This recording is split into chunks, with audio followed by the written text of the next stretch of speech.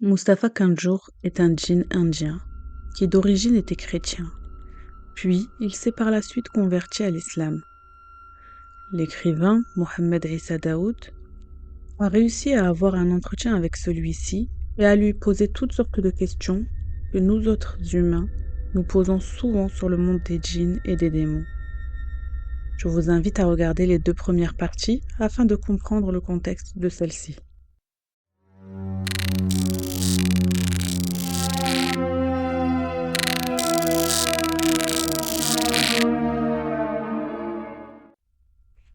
Mustapha Kanjour explique à Mohamed que nous, les humains, faisons une grande erreur. Il lui dit : si vous avez une pièce en plus chez vous, vous avez tendance à la fermer et la laisser inoccupée. C'est une grave erreur. Pensez à y entrer au moins une fois par jour. Invoquez-y Dieu et utilisez-la même si elle est vide, ne serait-ce que pour y dormir. Car les djinns et les démons remplissent les endroits vides et se les approprient. Mohamed lui demande : mais par exemple, si on a un lit inoccupé dans la maison, ils y dorment aussi ? Bien sûr. D'ailleurs, un hadith du prophète, paix et salut de Dieu sur lui, explique cette situation.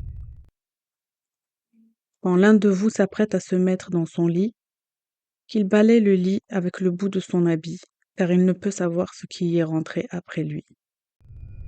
Sachez que dans les lits inoccupés, il n'y a pas un seul shaitan, mais plusieurs shayatins qui peuvent y dormir.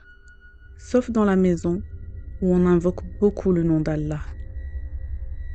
Le journaliste lui demande alors ce qu'il pense de la question des extraterrestres et des ovnis, car beaucoup de témoignages chez les humains en parlent.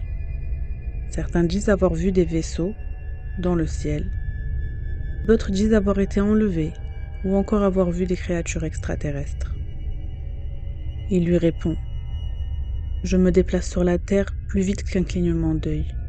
J'ai parcouru beaucoup de distance dans ce monde, mais je n'ai jamais vu autre créature que les hommes et les djinns. Je n'ai aucune information sur une quelconque vie extraterrestre. Le journaliste lui répond qu'il croit en l'existence des humains, des djinns, des anges, mais qu'il croit aussi qu'une autre forme de créature existe sur d'autres planètes que la nôtre. Ah bon ? Si tu as des informations précises, dis-les-moi. Et si tu as des preuves, donne-les-moi aussi. Le journaliste cite alors un verset du Coran pour lui répondre. Le verset 12 de la sourate 65. Allah qui a créé les 7 cieux et autant de terres, entre eux son commandement descend, afin que vous sachiez qu'Allah est en vérité omnipotent et qu'Allah a embrassé toutes choses de son savoir. Mustapha demande au journaliste : selon toi, cela voudrait dire qu'il y a 7 terres comme la nôtre ? Oui, c'est clairement dit dans ce verset. Et il y a d'autres créatures que nous, tu penses, sur ces autres terres ? Le journaliste lui répond : rien n'est impossible pour Allah, qui dit à la chose soit et elle est. Je ne pense pas qu'il ait créé cette terre pour rien. Il y a donc sûrement sur ces autres terres des créatures qui peuvent être plus anciennes que l'homme et le djinn. Elles peuvent même être plus avancées que nous, que ce soit technologiquement ou scientifiquement. Et y a-t-il des preuves d'un quelconque échange entre ces créatures et vous, les humains ?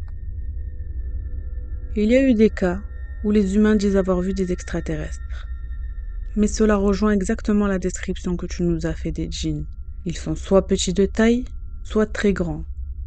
De même pour leur odeur. Les gens disent à chaque fois avoir senti une odeur de soufre. Je pense qu'il s'agit donc de certains djinns avancés et malins qui se jouent de nous. Le journaliste décide alors de raconter aux djinns un incident très étrange qui est arrivé à un Américain du nom de Mas. Un jour, il se tenait à côté de son champ quand il a vu des formes humanoïdes en train de lui voler ses récoltes. Il s'est précipité vers eux en criant pour les éloigner, quand l'un des 3 a sorti une petite arme. À ce moment-là, Mas était paralysé. Il ne pouvait plus bouger. Par la suite, lors de plusieurs interviews, on lui demandera ce qu'il a vu précisément. Eh bien, il dit avoir vu 3 personnes, assez petites, dont la tête était très grande par rapport à leur corps. Il dit qu'ils sont chauves et qu'ils n'ont pas de cou. Leur tête est juste posée sur leurs épaules, qui elles sont très larges. Leur bouche n'est qu'un trou, et leurs yeux ressemblent aux nôtres, mais sans sourcils. Quant à leurs vêtements, il dit qu'ils étaient très foncés et collés à leur peau. Mas dit les avoir vus, alors qu'il était toujours paralysé, monter dans un véhicule et le regarder par la vitre, avant que celui-ci ne monte à 20 mètres du sol, sans aucun bruit. Il se rappelle également d'une odeur de soufre, puis le vaisseau a disparu d'un coup, sans laisser aucune trace. Le djinn lui répond « Je te jure au nom de Dieu que ces créatures sont des djinns. Ils sont juste apparus sous cette forme, mais je ne sais pas d'où ils viennent précisément. Ils font peut-être partie des djinns qui vivent au-dessus des nuages, ou de ceux qui vivent dans les océans. » Le journaliste reprend au sujet des qarins avec le hadith suivant. Il n'y a aucun d'entre vous qui n'ait pas avec lui un compagnon parmi les djinns et un compagnon parmi les anges, qui lui ont été attribués. Ils ont dit, même toi, ô messager d'Allah, le prophète, que la prière d'Allah et son salut soient sur lui, a dit, même moi, sauf qu'Allah m'a aidé contre lui, et il est rentré dans l'islam et il m'ordonne que le bien. Que penses-tu de ce hadith? Crois-tu vraiment que le prophète a réussi à convertir son qarin? Bien sûr, il a réussi à amener toute une communauté à l'islam. Alors il peut très bien faire de même avec son qarin. Et celui-ci est-il toujours vivant? Oui, il est toujours vivant et il enseigne la religion à la Mecque aux djinns musulmans, ainsi que l'interprétation du Coran. Il leur explique aussi les hadiths du prophète et tout djinn qui se convertit va assister à ses cours. Si tu voyais le monde qui se rassemble autour de lui, et peux-tu me donner son nom? Oui, il s'appelle Habib el-Houda. Et donc, le qarin d'un musulman est forcément musulman, c'est ça? Non, pas du tout. Un musulman peut avoir un qarin chrétien, juif ou même mécréant, et il lui embellit tout ce qui est mal et interdit. Mais si l'humain s'investit beaucoup dans sa religion et se rapproche d'Allah, son qarin devient musulman et aime l'humain d'un amour indescriptible. Il devient alors, par la grâce d'Allah, son protecteur et ne lui souffle que de bonnes œuvres, au point même qu'il lui rappelle constamment sa prière, même s'il est endormi.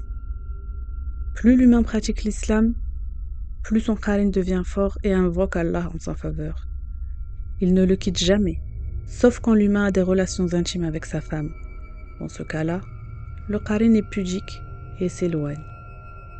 Quand l'homme prie, son qarin se déplace en un clin d'œil pour aller prier à la Mecque et revient tout aussi vite. Par contre, le qarin mécréant, celui qui souffle toute mauvaise action, celui-ci fait tout pour empêcher l'homme de se rapprocher d'Allah.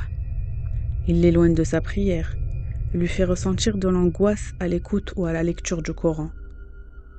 Au final, c'est à l'homme que revient le choix de comment est son qarin. C'est vous qui avez influence sur lui et qui le laissez ensuite influer sur vous. Le journaliste demande alors ce qu'il en est du qarin musulman quand l'homme commet des péchés. À ce moment-là, le qarin devient faible ou même malade et s'éloigne de l'homme le temps qu'il finisse de commettre son péché. Puis il revient vers lui très attristé. Et le qarin ressemble à l'être humain physiquement? Bien sûr que non. Il reste un djinn, donc il ne peut pas ressembler à l'homme, sauf dans le cas où il est invoqué par un sorcier. Alors il peut prendre la forme de l'humain à qui il a été attaché, se faire passer pour son âme, venue du monde de l'invisible, et lui ressembler dans tout, jusqu'à avoir la même écriture que lui. Il l'imite dans les moindres détails, mais il s'agit là d'un type spécifique de sorcellerie. Mohamed Issa Daoud demande alors au djinn quels sont les cas où un homme peut être touché par un djinn, se faire posséder. Eh bien, lorsque l'homme s'éloigne de la religion et commet beaucoup de péchés, il est plus facilement approché par les shayatin ou les afarit. Une autre raison est la vengeance d'un djinn envers un humain.